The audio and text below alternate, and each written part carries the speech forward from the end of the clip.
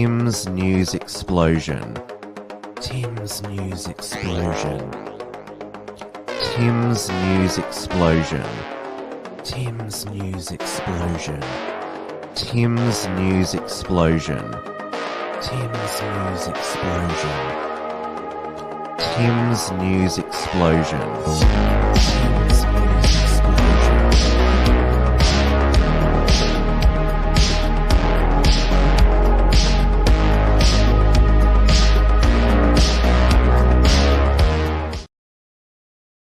Hello, everyone, and welcome to this week's Tim's News Explosion. We are live, as always, on the Wilmsfront YouTube and DLive channels, as well as on the Interactive Entropy software, which I've put the link into the live chat, where you can ask a direct question to myself or send through a super chat. Hello to the regulars in the live chat there. It is currently 8:30 p.m. here in Melbourne, Victoria, where we are still at a standstill in lockdown limbo. This week, there's not really a mainstream media narrative to unravel, as the narrative has done a good job of unraveling itself. As the lockdowns continue here in Victoria, in New South Wales, the ACT and New Zealand, cases are not going down. New Zealand, well, the Auckland 7-day short, sharp lockdown that Jacinda Ardern announced 4 weeks ago is going to be extended for another week. So I guess the expression in Auckland will be now the hardest thing about a short, sharp 7-day lockdown is the first 5 weeks. And they've got an even more draconian lockdown than us here in Victoria. They even Jacinda even closes takeaway under their alert level 4. So no KFC, no takeaway coffee there yet. Still can't crush and kill the virus. But because the cases haven't been going down for quite a while in New South Wales and Victoria, COVID zero was abandoned, and so now we have vaccine targets as the reopening thresholds. Though other states such as Queensland and WA are still wanting to retain the oasis of COVID zero.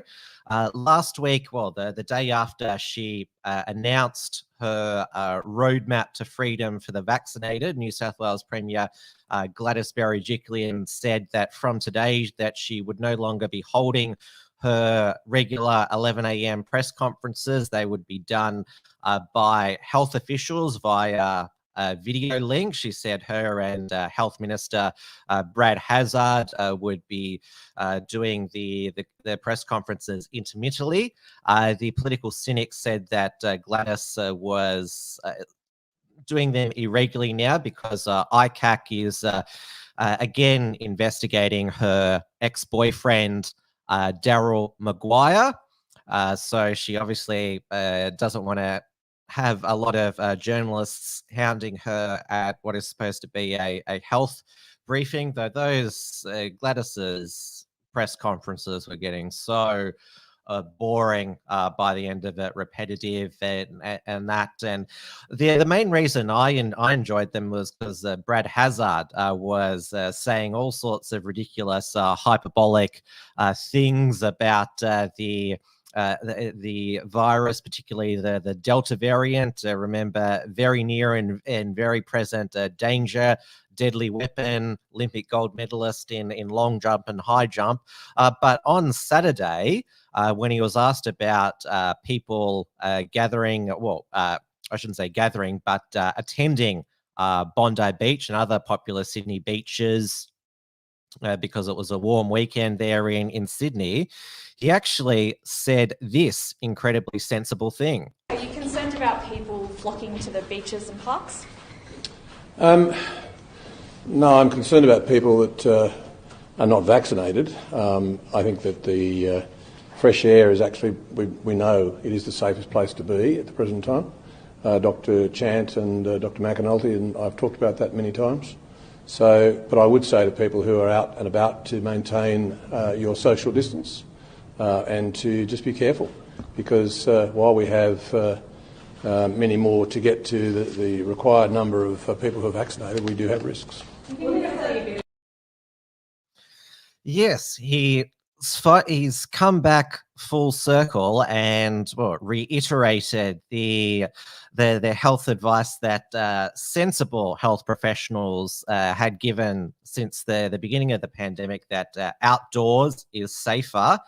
Indoors is where transmission occurs. There hasn't been in Australia a single proven case of outdoor transmission. I know that many of our politicians and shows have tried to claim that there has been, but there's never been a proven case of outdoor transmission or playground transmission for that example. So good on Brad Hazzard there for dismissing the usual confected outrage or resisting the confected outrage about people going to the beach on a weekend when they've been cooped up all week at home, most likely.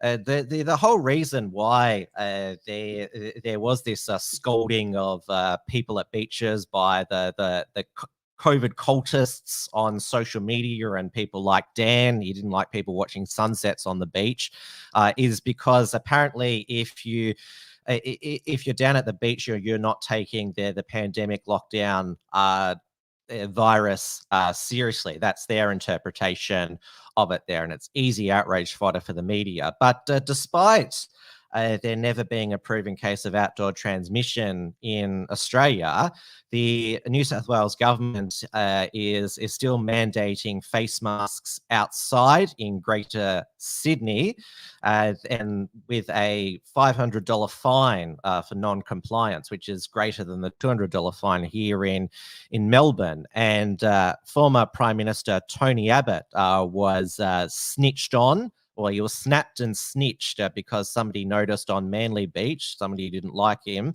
that he was talking to someone outside without a face mask. And Tony Abbott, when he was interviewed about it, he made perfect sense. I'm saying two politicians in a row have made perfect sense. It's strange. Are you surprised to receive that penalty infringement notice? Look, I've just got two things to say. The first is that, reasonably interpreted, I'm confident that I was within the law at all times, but I'm not going to challenge the fine because I don't want to further waste police's time on this. Second thing I want to say is that I never thought that dobbing and snitching was part of the Australian character, and the sooner we put this health police mindset behind us, the better for everyone. You said that you were within the rules. I guess what were you doing at the time? Were you exercising? Oh, look, I'm not going to talk about individual cases. I've avoided that at any stage. What I would say is it doesn't matter who you are, whatever station you have in life, there are orders done. Nobody likes having to do these orders, but it's to keep everybody safe. And so I just say that I hope that people will comply with the orders.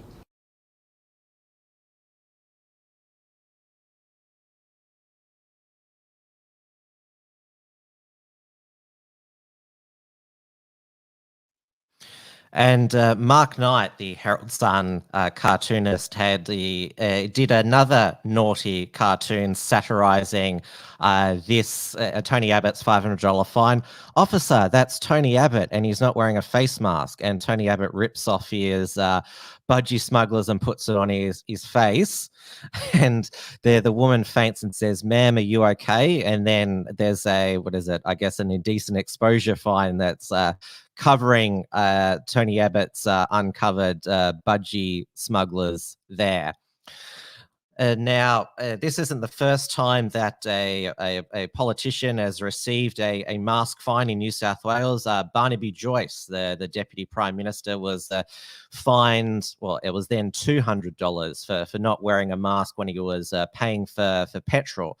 He was, I think, photographed by a local resident who didn't like him and called the snitch line, and he was issued a fine there. And obviously the Tony Abbott and Barnaby Joyce, they just had the police come around and issue them with the fine. They weren't arrested and then tackled to the ground like that man in Western Sydney who then had a heart attack and had to be rushed to hospital there because the police didn't suspected that he didn't have a proper mask exemption. I'm not going to play the footage because it is quite distressing. But things are still very crazy here in Victoria, even though playgrounds are now open, albeit with QR codes now. Skate parks are not open. They're going to be open if Dan keeps his word when Victoria reaches 70% eligible vax first dose. They will able to reopen, but a local council in inner Melbourne, Glen Eira, has taken extraordinary steps to stop teenagers using the skate park, and the teenagers have been fighting back. Children watched stunned and police stood guard. Lockdown rules were reinforced with a concrete barrier. And although skate parks are still closed... What a stupid decision. Kids can't go to school and now they're being blocked from riding their bikes. Let kids get out, let them have some fresh air. Someone stop this stupid decision. So that was local Liberal MP James Newbury there, who was one of the MPs who last week, Liberal MPs, who was a supporter of Matthew Guy returning to the leadership, replacing Michael O'Brien.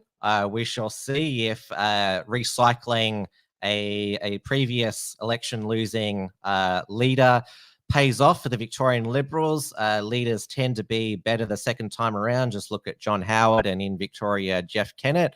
Matthew Guy is trying to be positive and offering hope for the future there. So James Newbury was one of his supporters there, and he's been quite outspoken about the continuing lockdowns here in Victoria as well. But going back to New South Wales, Victoria's roadmap, Dan said, won't be released until the end of this week. New South Wales released, well, their 70% double vax freedoms there, and there was rightfully a lot of outrage about the fact that freedoms would only be returned to the vaccinated, including that if you could home visits were only allowed like the 5 visitors per day to someone's home under the 70% double vax. Only a vaccinated person could have 5 vaccinated people to their home per day, and the vaccinated only picnics outside of 5 people begins today as well. And yeah, you have to carry your vaccine papers with you when you're outside as well, and your ID as well. And now the architect of the roadmap to reopening was Deputy Premier, State Nationals leader John Barilaro. Now he's sort of backed away from having vaccine passports in perpetuity in the New World Order, as Chief Health Officer Dr. Kerry Chant said last week. John Barilaro told 2GB that the double dose population would be given a level of freedom. Well, I was just repeating that. However, he said that would only be the case until the population reached the 80% of adults fully vaccinated. After that, unvaccinated residents would be able to join those who were double jabbed, he claimed. But Miss there were 1,200. Stupid autoplay. But Miss Berejiklian, she did decide to turn up on the first day that she said she wasn't going to always turn up, Gladys Berejiklian. Some people said that she held an 11 o'clock press conference today because Labor opposition leader Chris Minns had scheduled a press conference there. So Gladys Berejiklian said that did not mean unvaccinated people could kick back and wait. I don't want people to think they can sit back and let everyone else do the hard work getting vaccinated. However, Miss Berejiklian would neither confirm or deny how permanent vaccine proof would be, adding more confusion about the path out of lockdown.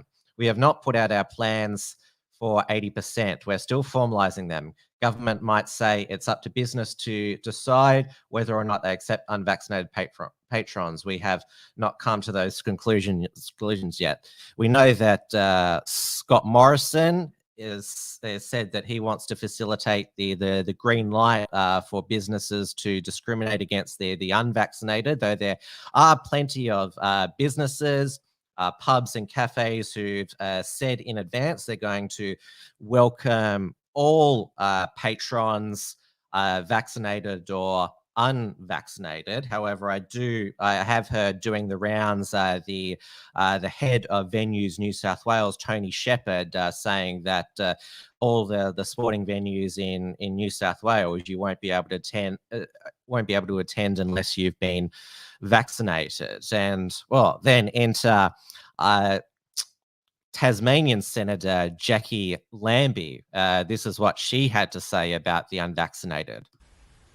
I think people are getting quite agitated right out there now outside, Pete, and those anti-vaxxers out there, that 20-30%, are the ones out there are protesting on the streets and doing that sort of thing. I think you're going to find the rest of us coming at you lock, stock and barrel, and we're going to be putting the pressure on you fairly hard, because the rest of us that are trying to do the right thing by the country and our kids and get vaccinated and do the right thing, I think for you, we're going to start to get even more agitated and we're going to start to get more hardcore. And I think that's what you're going to see, massive division out there. And it'll be us on the front foot.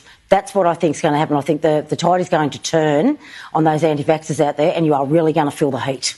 Okay. Yeah, so Jackie Lambie, well, she's got plenty of different positions and that, but she's gone quite out on a limb there for, say, a maverick independent MP to say that, yeah, the public are going to come for the unvaccinated, and I'm on the vaccinated side there. So I'm not sure how that's going to play for the people who regularly vote for her in Tasmania. But of course, the eligible population, which the Doherty Institute modelling for reopening 70 to 80%, is still 16 and over. Though the Pfizer and Moderna vaccines are now available to 12 to 15-year-olds. From today, and apparently next week, pharmacies are going to have walk-ins for the Moderna vaccine, where, Scott Morrison said you can take the family out to the local pharmacy and all get jabbed at once with the Moderna vaccine. And this was the front of Herald Sun today, jabs for preps, because there is, even though there's currently no COVID vaccine in the world approved for under 12s, there's already a lot pushing in Australia for under 12s to be jabbed. And Anastasia Palaszczuk has said that she might not open Queensland until under 12s have been vaccinated as well. And of course, there's very limited health benefit, the experts say, let alone vaccinating 12 to 15-year-olds. And there was a report that came out this week that healthy young men, they're more at risk from heart inflammation from the Pfizer vaccine than if they were to get COVID there. Now, obviously, one of the biggest opponents of vaccine passports has been many of the personalities on what's called Sky News After Dark and conservative columnists in the News Corp papers. But meanwhile, their printing presses, News Corp, they're going to be mandating the COVID vaccine for those who work there. Media giant News Corp has told staff at its printing plant in Sydney they'll need to have at least one dose of the coronavirus vaccine by next Sunday evening or be shut out of their workplace. While the vast majority of employees at the Corella plant in Western Sydney are vaccinated, those who are unvaccinated by September 19, even for medical reasons, will have to speak to their manager and may have to take leave. And they are the first major media company in Australia to do this. So the printing press actually prints Fairfax newspapers as well, but it's conducted by News Corp there. The Australian Manufacturing Workers Union, which covers printing workers, does not support mandatory vaccination and argues it will increase vaccine hesitancy. Calls for mandatory vaccination should only come with public health orders and print workers are not subjected to public health orders. Well, that's a bit of a cop-out by the Australian Manufacturing Workers Union, who said, well, if the government mandates that, we'll just fold over and support it in that place there. But News Corp over in the United States, Fox News has been opposed to mask mandates, but the newspaper that's based in the same building as Fox News, the New York Post, which Australian journalist Miranda Devine works for, it requires all its employees to wear masks when they're not at their desks and come into contact with other people. This was by CNN, latest sign of Murdoch media hypocrisy there. So there you go. A lot of people like what Sky After Dark personalities say when it comes to mask mandates and vaccine mandates, but their company is going in the complete opposite direction to them. And I think most of those personalities who've said that they oppose mandatory jabs and mandatory mask mandates are vaccinated themselves.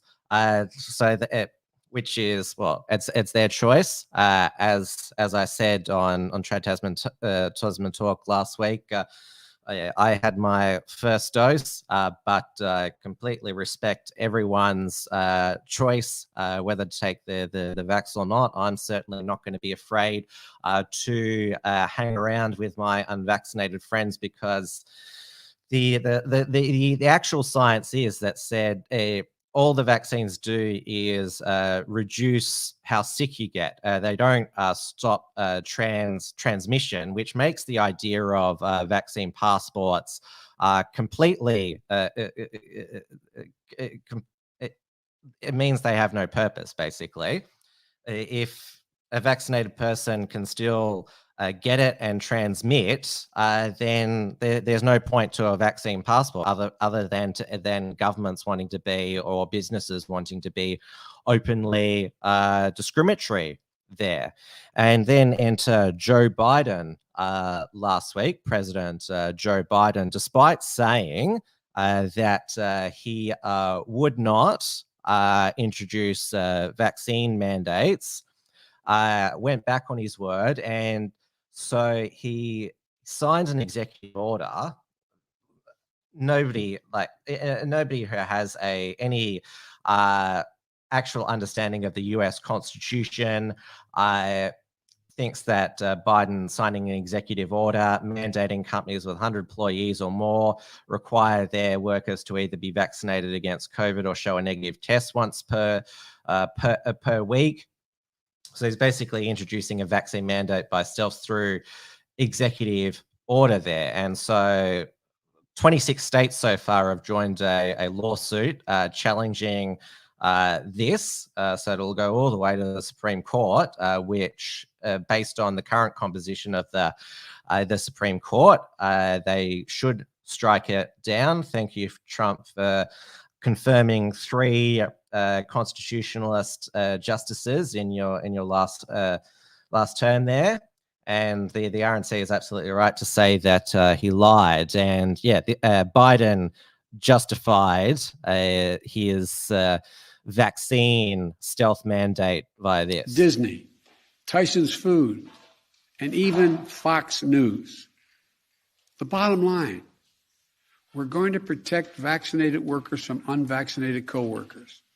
We're going to reduce the spread of COVID-19 by increasing the share of the workforce that is vaccinated in businesses all across America. My plan will extend the vaccination requirements that I previously issued in the healthcare field. Already, I've announced we'll be requiring vaccinations of all nursing home workers who treat patients on Medicare and Medicaid, because I have that federal authority. Tonight, I'm using that same authority to expand that to cover those who work in hospitals, home health care facilities. But there was some good news in the UK, as Breitbart reports. U-turn, vaccine passports have been scrapped. Health Secretary Sajid Javid has confirmed, who, in my opinion, has been a much better health secretary than his predecessor, Matthew Hancock, who resigned because he was caught with kissing one of his staffers secretly. The aptly named Hancock scandal there. However, Sajid Divad did say this about, even though it's been ruled out at this time. It is only 2 days ago that Nadhim Zahawi, the vaccine minister, says that he didn't like vaccine passports, but it is the right thing to do. Has it overnight become the wrong thing to do? There's no overnight about it. I mean, first of all, there's a lot of defences, as we've just gone through some of them, that we need to keep in place here, because this virus hasn't gone anywhere. There's still a pandemic, so of course we need to remain cautious. But we just shouldn't be doing things for the sake of it or because others are doing it. We should look at every possible intervention properly. So you asked about vaccine passports. So I think it's fair to say, I think most people probably instinctively don't like the idea. I mean, I've never liked the idea of saying to people, you must show your papers or something to do what is just an everyday activity. But we were right to properly look at it, to look at the evidence. But you're not doing it. Well, what I can say is that we've looked at it properly, and whilst we should keep it in reserve as a potential option, I'm pleased to say that we will not be going ahead with plans for vaccine passports. Well, I say you shouldn't keep it in reserve. I mean, you just said there yourself why you looked at it and said that they weren't necessary there. So stick to that there. Now, going back to the United States, California, tomorrow is the Californian gubernatorial recall election. There was a successful petition to recall Democrat Governor Gavin Newsom, who has the nickname Gruesome Newsom, where he's kept California in a perpetual state of lockdown for about a year. And despite that lockdown, California had one of the highest COVID death tallies in the nation there.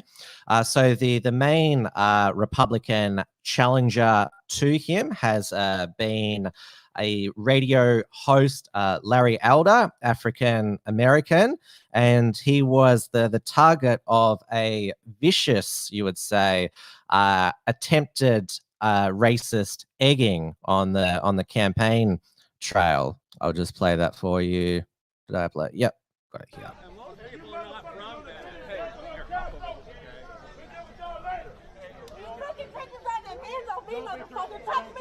Don't touch me again! Don't touch him! I'll pop him in the motherfucker nose! I'll fuck you up! You don't hear anything. You understand me, boy? Maria, what the hell? Hey! Fuck with me, boy. You get that sorry piece of shit out of here! Hey, Michael, stop!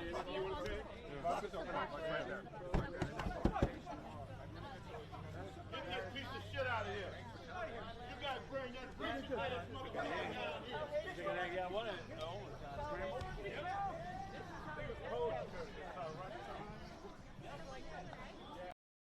If you ever wanted proof, conclusive proof that leftism is a mental disorder, just look at that woman there with wearing a gorilla mask with pink hair, egging an African-American conservative candidate there. One Hollywood personality who realized that leftism was a mental disorder, well, recovered from having leftist mental disorder, is Hollywood actress Rose McGowan, who, well, she pioneered the Me Too movement in outing Harvey Weinstein as a sexual predator. She was originally the champion of Me Too, but then she discovered that the liberals, the left, they were the biggest cover up of sexual predators against women. and she went and endorsed Larry Elder in the past day.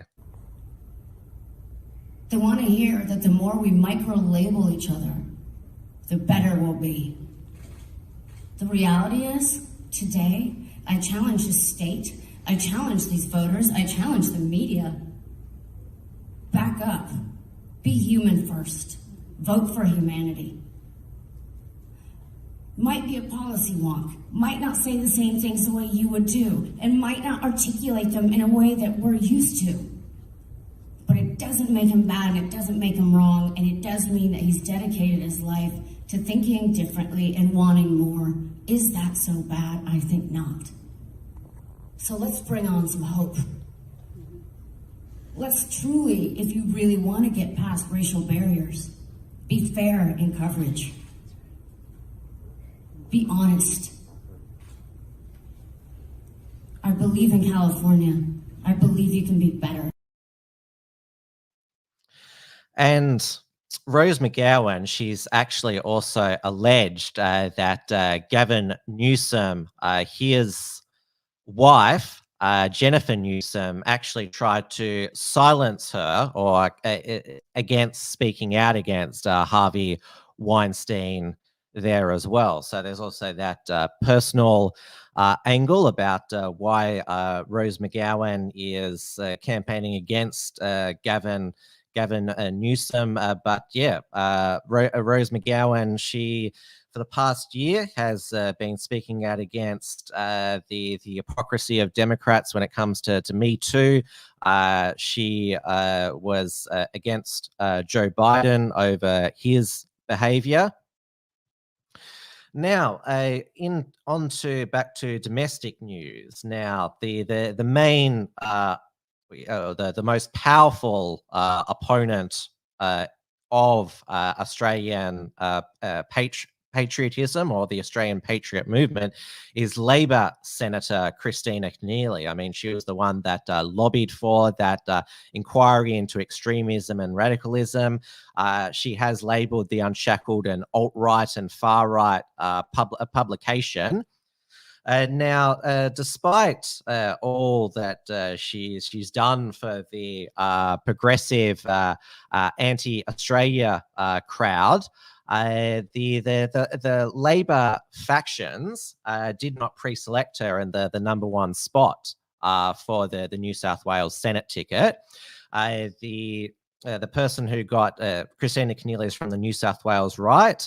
The factions from the right, they backed Deborah O'Neill to be Labor's number one lead candidate in New South Wales. Deborah O'Neill used to work for the Shoppies Union. Deborah O'Neill is a social conservative. She's a Catholic, opposed same-sex marriage. I assume that she's pro-life as well, which, well, Christina Keneally claims to be a Catholic, but Christina Keneally is not pro-life, and she supported same-sex marriage as well. But despite Christina Keneally's profile and all the progressive love for her, she didn't get the number one spot, Christina Keneally. The number two spot goes to the Labor left faction, which is Denny McAllister. And so Christina Keneally was going to be at the number three position, which is basically these days unwinnable for Labor.